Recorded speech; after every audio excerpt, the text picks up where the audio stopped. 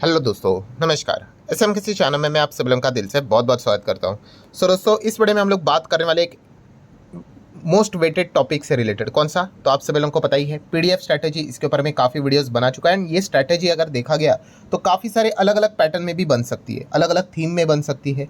ठीक है, तो पीडीएफ का अर्थ क्या है, थोड़ा सा शॉर्ट फॉर्म में बोल देता हूँ। भाई पहली बार जो वीडियो देखते हैं उनके ऊपर से चला जाता है कि मैं क्या बोल रहा हूँ। सो ये शेयर होल्डिंग पैटर्न से रिलेटेड है। ठीक है, पी मतलब प्रमोटर, डी मतलब domestic institutional investor and F मतलब फॉरेन इंस्टीट्यूशनल इन्वेस्टर।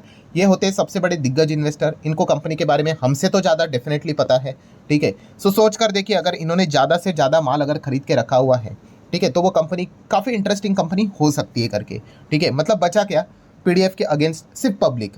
ठीक है, तो ज़्यादा अगर इनके पास अगर शेयर्स रहेंगे, ज़्यादा मतलब कितना, इन सभी का कम्बिनेशन की अगर हम लोग बात करें तो लगभग 90% अगर शेयर इनके पास है, मतलब 10% शेयर पब्लिक के पास है और 90% प्रमोटर एफआईएस डीआईएस अगर कुल मिला के अगर होल्ड कर रहे हैं, तो कंपनी जरूर आप लोगों ने स्टडी करनी चाहिए। ऑब्वियसली मैं कोई रिकमेंडेशन नहीं दे रहा हूँ, आपको पता ही है कि हम लोग हमेशा सीखने की कोशिश करते हैं, अलग अलग स्ट्रैटेजीज जानने की कोशिश करते हैं एंड इसी स्ट्रैटेजी को हम लोग अभी क्या करेंगे, एक स्मॉल कैप कौन सी कंपनियां यहाँ पे हो सकती है जो पीडीएफ स्ट्रैटेजी के अंदर बैठ रही है, उनको हम लोग स्टडी करने की कोशिश यहाँ पे ज़रूर करेंगे। ठीक है, सो सबसे पहले तो आप लोगों को जैसे मैंने बताया कि पब्लिक की होल्डिंग 10% या फिर उससे कम रहेगी।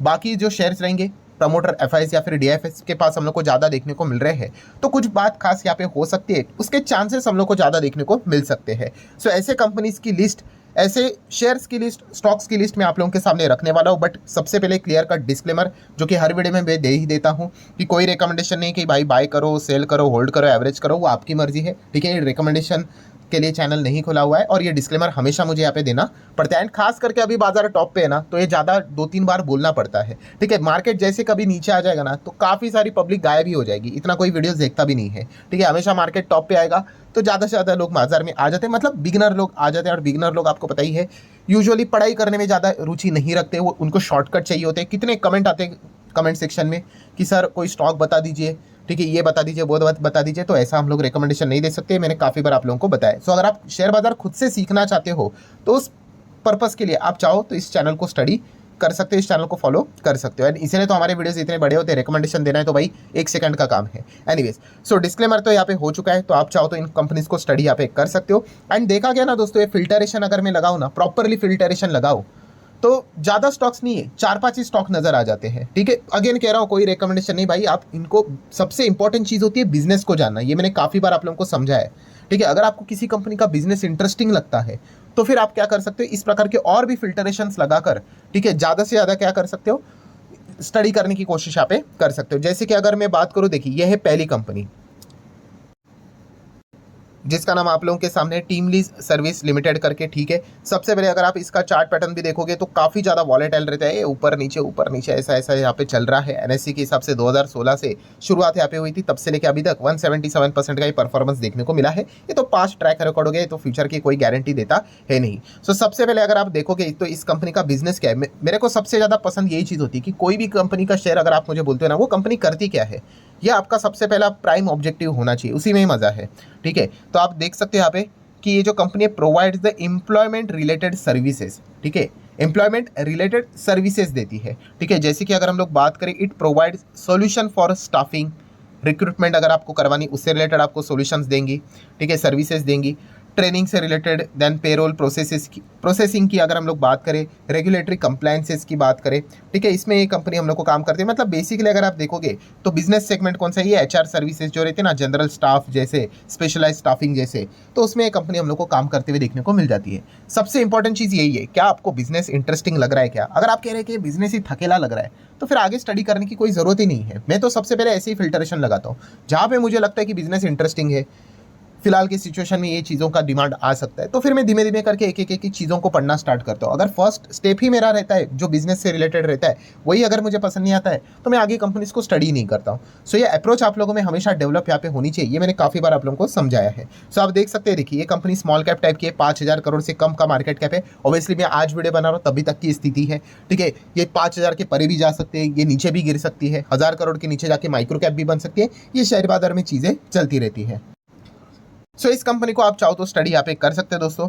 तो शेयर होल्डिंग पैटर्न अगर आप इसका देखोगे, ठीक है, तो काफ़ी इंटरेस्टिंग नजर आएगा। पीडीएफ मतलब पी देखो, प्रमोटर के पास 31.61 है, ठीक है। कम लगेगा तो इसका अर्थ है नहीं कि खराब हो गया करके।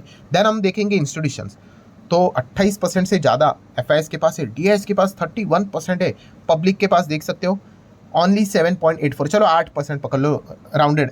तो यहाँ पे पीडीएफ के पास कितना है, लगभग 92% है। प्लीज़ ऐसा ब्लाइंडली जाके इन्वेस्ट नहीं करना होता है, मैं आपको स्ट्रैटेजीज बता रहा हूँ। इस प्रकार से आप लोग बहुत सारे कंपनीज को ढूंढ सकते हो, जो थीम्स आपको अच्छे लगते हैं, जो बिजनेस अच्छे लगते हो, वहाँ पे भी आप चेक कर सकते हो। मैं भी ऐसा चेक करता हूँ कि अगर मुझे कोई XYZ फ्यूचर ओरिएंटेड बिजनेस मुझे अच्छा लगता है तो वहाँ पे मैं जाके देखता हूँ कोई पीडीएफ वाला स्टॉक नजर आ रहा है क्या, ठीक है, कहाँ पे अच्छा क्लाइंट दिख रहा है क्या, कहाँ पे अच्छी डेफ्री कंपनी दिख रही है क्या। ऐसे बहुत सारे पैरामीटर्स आपको लगाकर चेक करने होते हैं, ठीक है। सारे पैरामीटर्स एक वक्त में वर्क नहीं करेंगे, अगर कर गए तो भाई सोने पे सुहागा, बट नहीं होता है, बहुत ही रेयरली कभी एक आध बार देखने को मिल जाता है। सो देखिए ये वो कंपनी जिसको आप चाहो तो स्टडी कर सकते हो, अपने रडार के ऊपर रख सकते हो। देन उसके बाद सेकंड कंपनी आ जाती है रोजारी बायोटेक, केमिकल सेगमेंट की कंपनी, हाल ही में लिस्ट हुई थी जब कोविड आया था, आप देख सकते हैं, देखिए 2020। एंड उसके बाद 2 बुल रन का फायदा तो मिल ही जाता है भाई। बुल रन में आप देख सकते हो स्टॉक कहाँ से कहाँ चला गया, लिटरली डबल बन गया ऑलमोस्ट, ठीक है, आई गेस डबल से भी ज़्यादा, ठीक है। बट आप सभी लोगों को पता ही है भाई, आपके अर्निंग्स होने चाहिए, ठीक है, आपका प्रॉफिटेबिलिटी होना चाहिए, तभी क्या होता है वो तेज़ी टिकती है। ये मेरा गला फट गया बोल बोल के, तेज़ी इंपॉर्टेंट नहीं है, तेज़ी टिकना इंपॉर्टेंट है। तेज़ी टिकना के लिए क्या चाहिए, कंपनी का जो परफॉर्मेंस है, क्वार्टरली नंबर ऐसे टाइम पास के लिए नहीं दिए जाते, वो आपको बताते हैं कि कंपनी का परफॉर्मेंस कैसा है करके, ठीक है। अगर वो नहीं रहेगा तो आप देख सकते हैं स्टॉक ऐसा नीचे आता है, ठीक है। एंड अभी फिलहाल तो जिस लेवल से स्टार्ट होता है उसी लेवल पे चल रहा है, ठीक है। कंपनी देखा गया तो काफ़ी इंटरेस्टिंग कंपनी, कोई खराब कंपनी नहीं, एरी गेरी कंपनी नहीं है, ठीक है। अगर आप देखोगे एरी के केमिकल सेगमेंट में 2003 में ही इन्होंने अपना बिजनेस को यहाँ पे स्टार्ट किया था, ठीक है। टेक्सटाइल स्पेशलिटी केमिकल में ये कंपनी हम लोग को काम करते हुए देखने को यहाँ पे मिल जाती है, ठीक है। उसी के साथ साथ अगर आप देखोगे तो और भी अलग अलग चीज़ों में यहाँ पे इनके जो प्रोडक्ट्स के कैटेगरीज, जैसे कि होम पर्सनल केयर की बात करें, परफॉर्मेंस केमिकल की बात करें, टेक्सटाइल तो ऑलरेडी हम लोगों ने देख लिया, एनिमल हेल्थ एंड न्यूट्रिशन की बात करें तो वहाँ पे इन कंपनीज का बिजनेस हम लोग को देखने को यहाँ पे मिल जाता है। मार्केट कैप देखोगे 5,000 करोड़ से कम देखने को यहाँ पे मिल जाता है। एंड शेयर होल्डिंग पैटर्न को चेकआउट करोगे तो आप देख सकते हो 68% प्रमोटर के पास है, एफआईएस इतना ज़्यादा इंटरेस्टेड नहीं, 4% है, बट डीआईएस के पास लगभग 18% 17% के बीच में होल्डिंग देखने को मिल रही है। पब्लिक देख सकते हो 10% से कम है। सो अगर आप केमिकल सेगमेंट में रुचि रखते हो, चाहो तो इसको डिटेल में स्टडी कर सकते हो, आपको लगता है कि ये कंपनी अच्छा कर सकती है तो फिर आप फर्दर स्टडी अपने हिसाब से यहाँ पे कर सकते हो। सो ये हो गई दूसरी कंपनी। तीसरे कंपनी की बात करेंगे, केसर इंडिया लिमिटेड, ठीक है, बॉम्बे स्टॉक एक्सचेंज के ऊपर देखने को मिल जाता है। चार्ट पैटर्न देखिए, बाप रे बाप, मतलब इसमें वॉल्यूम्स ही नहीं है, इसमें आप लोगों को भयंकर ऑपरेटर भी देखने को मिल सकते हैं, मतलब ज़्यादा लोग यहाँ पे ट्रेड ही नहीं करते, कुछ ही लोग यहाँ पे रोज आके यहाँ पे कुछ ट्रेड यहाँ पे करते होंगे। मैक्सिमम चार्ट पैटर्न देखेंगे तो आप देख सकते हो एकदम भगाया भी देखने को यहाँ पे मिल रहा है, काफ़ी रिस्क इसमें नज़र ज़रूर यहाँ पे आ जाती है। तो ये जो कंपनी है किससे रिलेटेड काम करते हुए देखने को मिल रहे हैं, ओहो, real estate development, construction segment से related commercial project, residential project में कंपनी काम करते हुए देखने को यहाँ पे मिल रही है, ठीक है भाई।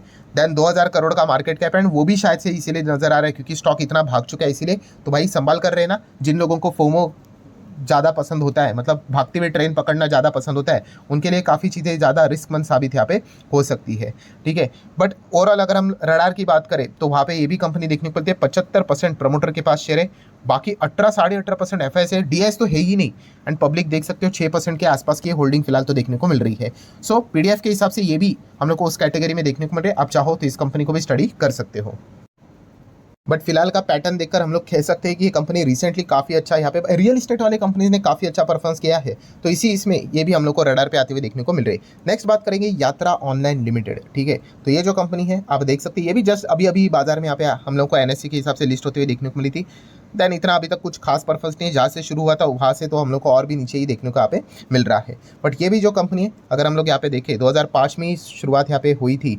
एंड ये कंपनी का काम क्या है, provide the information, pricing, availability and booking facility for the domestic as well as international customer. नाम से ही पता यूजुअली यहाँ पे चल जाता है कि टूरिज्म सेगमेंट में कंपनी का बिजनेस चलता है। 2000 करोड़ का मार्केट कैप वाली कंपनी देखने को, एंड फिलहाल तो return on equity capital employed बताते हैं कि कंपनी तो लॉस में भी चलते हुए देखने को यहाँ पे मिल रही है। बट शेयर होल्डिंग पैटर्न को अगर हम लोग चेकआउट करने जाएंगे तो 64% प्रमोटर है, 5% एफआईएस है एंड 23.55% डीएस को कुछ ज़्यादा ये पसंद आ रही है कंपनी। पब्लिक की बात करेंगे तो 7% से भी कम होल्डिंग देखने को यहाँ पे मिल रही है। सो आप चाहो तो इस कंपनी को भी स्टडी कर सकते हैं। दैट्स इट दोस्तों, ये 4 ही ऐसे कंपनीज है जहाँ पे हम कह सकते हैं जो कि small cap category, small cap मतलब क्या, 5000 करोड़ से कम हम कह सकते हैं। वैसे तो सेबी के डेफिनेशन अलग अलग देखने को मिल जाते हैं, उसके ऊपर भी मैंने वीडियो बनाया था। बट 5000 करोड़ से कम का मार्केट कैप अगर रहेगा कंपनी का, ठीक है, एंड 1000 करोड़ के अबव, तो उस हिसाब से अगर देखा गया जहाँ पे पीडीएफ के हिसाब से 4 कंपनियां नजर आ जाती है। आप चाहो तो इनको स्टडी कर सकते हैं। अभी इसमें अदर सेगमेंट में भी 2 कंपनियां। अभी आप बोलोगे अदर सेगमेंट मतलब क्या हो गया, तो अदर सेगमेंट मतलब ये हो गया कि ये कंपनियां भी जस्ट अभी अभी लिस्टेड है।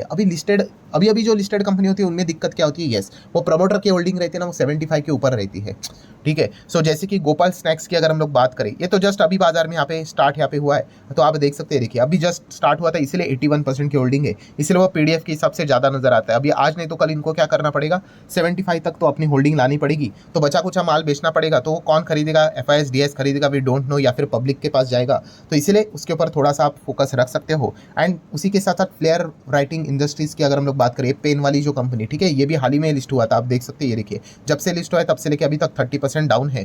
तो ये भी कंपनी अगर आप चेक करोगे 3000 करोड़ का मार्केट कैप, एंड यहाँ पे भी शेयर होल्डिंग पैटर्न, तो आप चेक कर सकते हैं 78, मतलब 75 तक लाना है, मतलब 3-4% इनको थोड़ा कम करना पड़ेगा। जस्ट अभी अभी लिस्ट हुए तो 3 साल तक का टाइम है। बाकी एफआईएस ज़्यादा नहीं है, डीएस 11-11.25% है, पब्लिक 9-10% के आसपास है। तो ये जस्ट अभी लिस्ट हुए थे, इसलिए मैंने आप लोगों को इसको अदर कैटेगरी में यहाँ पे डाल दिया, वरना बाकी जो पहले के 4 कंपनीज थे वहाँ पे तो क्लीन हम लोग को देखने को मिल रहा है कि पीडीएफ के हिसाब से आप चाहो तो उनको भी स्टडी कर सकते हो। सो वीडियो को क्लोज करने से पहले वापस डिस्क्लेमर देना चाहूंगा भाई, कोई रिकमेंडेशन यहाँ पे नहीं है। इसी प्रकार से आप क्या कर सकते हो, अलग अलग फिल्टरेशन लगा सकते हो, लार्ज कैप कंपनी से रिलेटेड, मिड कैप से रिलेटेड, स्मॉल कैप से रिलेटेड, कि कहाँ पे पब्लिक की होल्डिंग कम नजर आ रही है, 5% से कम कौन से वाले हैं, 10% से कम कौन से वाले, आप अपने हिसाब से फिल्टरेशन लगाकर इनको स्टडी करने की कोशिश यहाँ पे कर सकते हो। सो आशा करता हूँ वीडियो हेल्पफुल लगा होगा, तो चाहो तो लाइक एंड शेयर कर देना। मिलते हैं नेक्स्ट वीडियो में, तब तक के लिए बाय बाय।